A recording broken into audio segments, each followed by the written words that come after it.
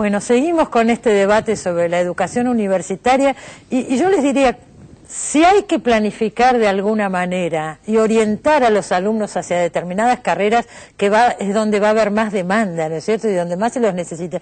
¿Cómo se los orienta? Porque es complicado, también está el derecho de cada uno de elegir la que cree que es su vocación, ¿no? ¿Cómo se aunan los dos criterios? Entre ese derecho individual de cada uno y el derecho que una sociedad tiene por los últimos años hemos ido avanzando en derechos sociales, ¿no? Hacen falta ingenieros, hacen falta geólogos, hacen falta una serie de profesiones. También sabemos, y acá me parece importante, que aquel que te diga que de acá a 20 años va a hacer falta tal o cual cosa, está mintiendo. Porque el capitalismo, esa crisis profunda que tiene hoy, y en Europa lo estamos viendo. Ahora, habrá que intentar, pero para hacer eso hay que tomar decisiones. Hay que pelearse con algunos y hacerse amigos de otros. Bueno, eso es hacer política. Claro. Pero a veces en nuestra universidad eso no es fácil. Pero lo pongo sobre la mesa, no es fácil. No, pero y cada uno de nosotros ha ocupado un lugar. La planificación no puede ser, como decirte, un concepto abstracto, ni para decir que está bien ni para decir que está mal, porque la planificación depende de un proyecto de nación. Vamos a decirlo así.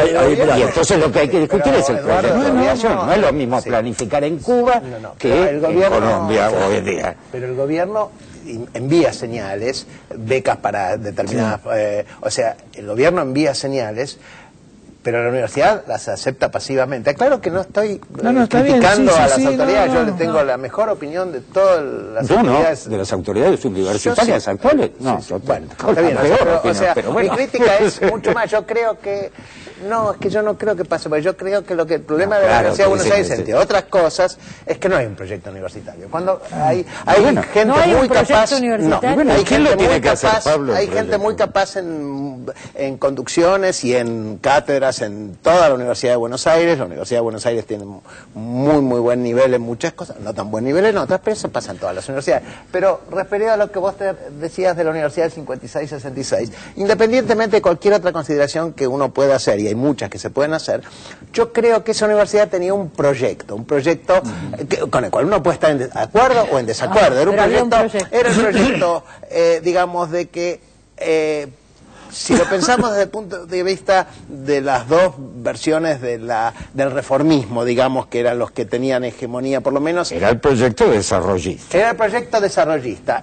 O sea, entre otras cosas, porque el proyecto desarrollista era más completo, pero entre otras cosas, la ciencia era una herramienta para convertir a la Argentina o bien en un país capitalista moderno según digamos los reformistas moderados, o bien servir como herramienta para la revolución, para los reformistas revolucionarios, digamos. Pero era un proyecto y en ese sentido estaba todo el mundo de acuerdo.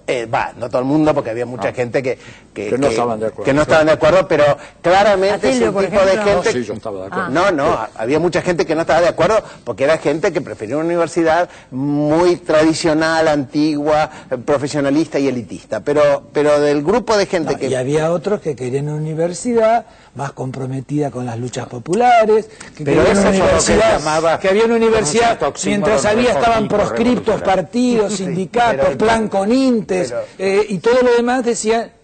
Están viviendo en una campana de cristal. Eso me parece importante recordarlo, porque si después no entendemos lo que va a seguir después. Ahora, yo quería referirme a las preguntas que hace Cristina, ¿no? En primer lugar, digamos, cuando uno habla de la Universidad de Buenos Aires, corre el riesgo de estar hablando de una entelequia. La Universidad de Buenos Aires es una federación de facultades. Y las facultades son federaciones de carreras. Digo, yo, por ejemplo, una de las cosas que a mí me parecía elemental cuando yo fui vicerrector hace ya muchos años, era decir, bueno, a ver si la universidad tiene un día donde se inauguran las actividades académicas en esta casa de estudio. No hubo manera de poner de acuerdo los 13 decanos de las facultades que tuviéramos un día donde la universidad inicia sus actividades. Primera cuestión. Esto entonces te obliga a tomar con pinzas sobre si la universidad... ¿Hay que sumar una facultad o sacar alguna? Porque el número 13 no sirve. No va. Segunda cuestión, a tu pregunta, bueno, ¿cómo se hace para inducir una carrera a otra? Te digo la respuesta que te darían los chinos, si estuvieran acá. Ellos tienen un sistema muy expeditivo. Te dice, a ver, usted quiere estudiar literatura, quiere estudiar la literatura latinoamericana y es un chino que está en Shanghai, bueno, muy bien, le cuesta tanto. Para usted la universidad es paga. Los chinos sí, hacen señor. así. Si usted quiere estudiar geología, porque nos interesa mucho, usted no solo no paga, sino recibe un subsidio. Interesante. Y las facultades de geología reciben un subsidio y mucho dinero. Digo, es un método un poco brutal, uno se siente un poquito, pero digamos la eficacia rotunda que tienen los chinos. Tercera cuestión, el tema ese que plantean los amigos y que es muy real, no lo podemos resolver en el marco de la universidad.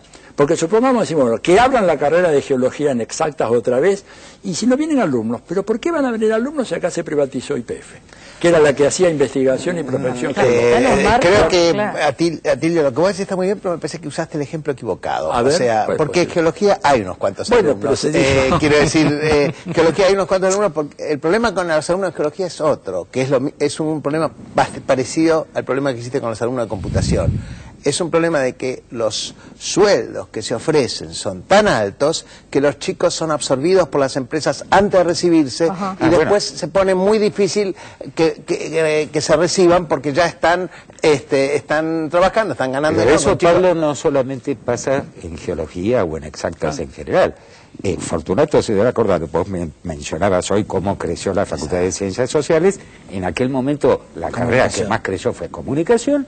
Y en comunicación el problema que, no sé hoy cómo está, pero durante la gestión que yo estuve seguíamos arrastrando, es que antes de terminar la carrera se lo llevaban los medios a los estudiantes avanzados y que demostraban ser y después un poco cuesta más mucho que se reciban. Entonces también cuando se dice no se recibe la gente hay que tomar en cuenta eso. Una cosa que para mí es importante es que hay características estructurales, características sociohistóricas. Estoy totalmente de acuerdo, independientemente de que podemos discutir con Fortunato unas cuantas cosas, estoy de acuerdo en que hay, pero además hay características culturales.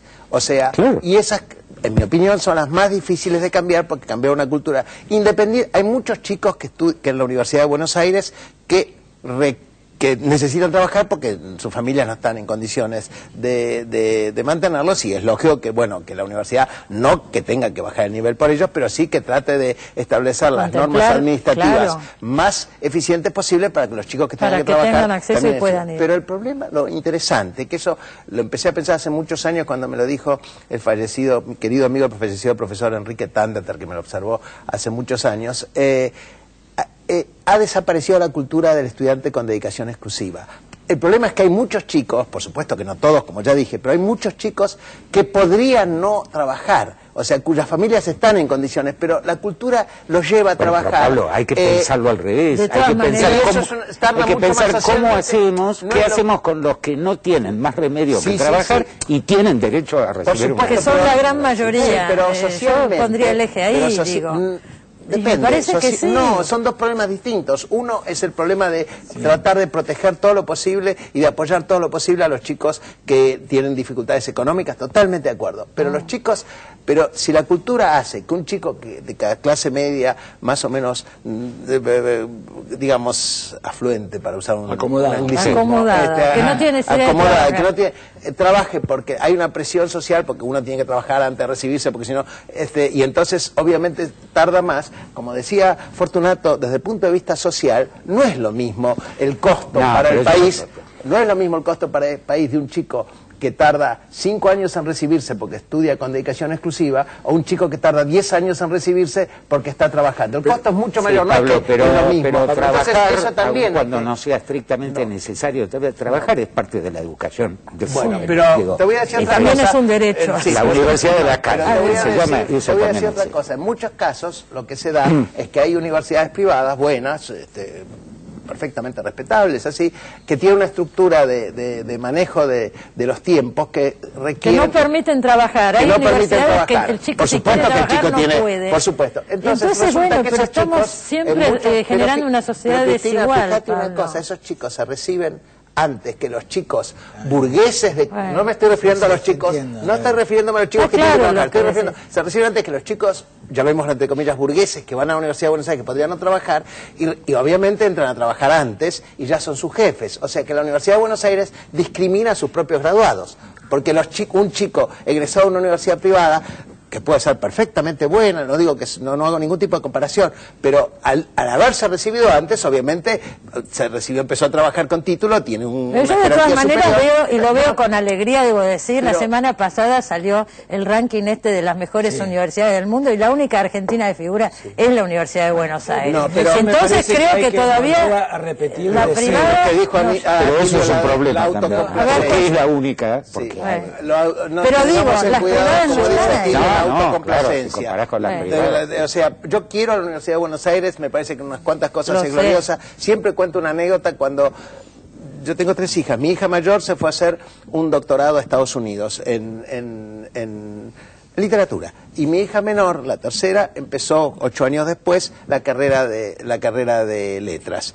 Y salieron todas literatas. La de medio también. Al científico. Y las hijas del matemático.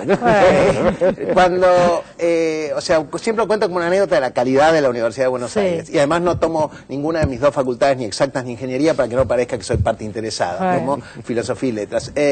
Mi hija menor, el primer año, a los 2 meses de entrar a Puan, a los 2 meses de entrar a Puan, le habían planteado un problema que no sabía muy bien, le mandó un mail a mi hija mayor que estaba haciendo el doctorado en una universidad norteamericana, con la pregunta, con la cuestión, y un compañero de doctorado de mi hija mayor miró la pregunta y dijo, ¿eso estudia tu hermanita al primer año de la facultad? Sí, bueno, eso es famoso. Digamos, nosotros estudiamos esto, recién cuando entramos al doctorado, o sea que en algunas cosas la Universidad de Buenos Aires es excelente. Sigue siendo... Pero yo prefiero centrarme en los defectos y no en las virtudes. Bueno, hablemos de las dos cosas. No, porque hay una tendencia en la Argentina tremenda a la autocomplacencia. No, bueno, esta mesa me parece que no es autocomplacencia. Una tendencia a la destrucción, tener la cultura de la decadencia, vamos, peor, es un desastre. Fortunato, porque nos vamos a tener que ir al corte, y yo le querría preguntarle a Tilio en esto, que conoce y va tanto a las universidades norteamericanas. ¿Son todas vagas o no? No. Pero las grandes, las que aparecen primeras en... Algunas Harvard, pero hay universidades públicas muy importantes. Digo, la Universidad de California es un sistema de universidad que requirió pública, y hasta antes de Schwarzenegger, porque Schwarzenegger ha sido gobernador de California y fue el salvaje que introdujo una política de restricción financiera que llevó casi al colapso de ese sistema de universidades públicas, que tiene también más de 300.000 estudiantes, pero dividido en 9 campos diferentes, y ahora subió mucho la matrícula, pero era una matrícula muy accesible para el estudiante norteamericano residente de California. Ahora eso se ha perdido también allá. Nos queda otro bloque, y a mí me gustaría hablar un poco de un tema que no tocamos, aunque sea por encima, me gustaría hablarlo acá, que es el tema de la investigación en la universidad, y la universidad como generadora de políticas de Estado y proyectos para el país. Pero enseguida volvemos, no se vayan.